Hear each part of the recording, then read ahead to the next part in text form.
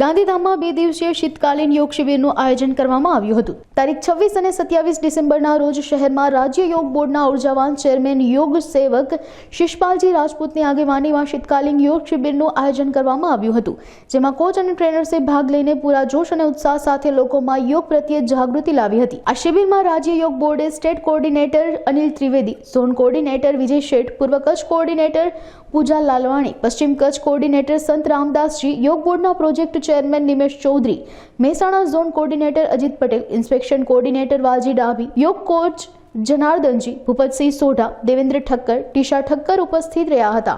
યોગ ભારતીય સંસ્કૃતિની દેન છે। આપણા ઋષિ મુનિઓ યોગી હતા। યોગ આયુર્વેદ અને ધ્યાનના સહારે 200 વર્ષો સુધી જીવન જીવતા હતા, પણ આજે બેઠાડું જીવન, કસરતનો અભાવ અને માનસિક તણાવના લીધે રોગો વધ્યા છે।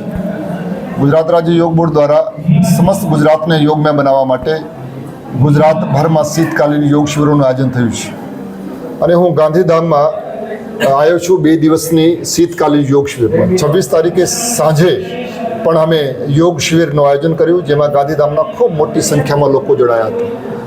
આપણા ચેનલના માધ્યમથી હું સમસ્ત ગુજરાતની જનતાને આહ્વાન કરવા માગું છું કે આવો આપણે યોગી બનીએ, નિરોગી બનીએ, સહયોગી અને રાષ્ટ્ર માટે ઉપયોગી બનીએ।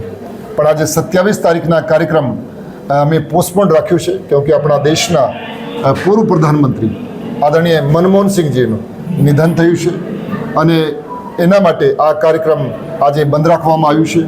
તો આપ સૌને આપના ચેનલના માધ્યમથી હું જ કહું છું કે જીવન જે ક્ષણભંગુર છે, એક દિવસ આ દુનિયામાં બધાને જવાનું છે, પણ જ્યાં સુધી આપણે જીવન જીવીએ ત્યાં સુધી સ્વસ્થ જીવીએ।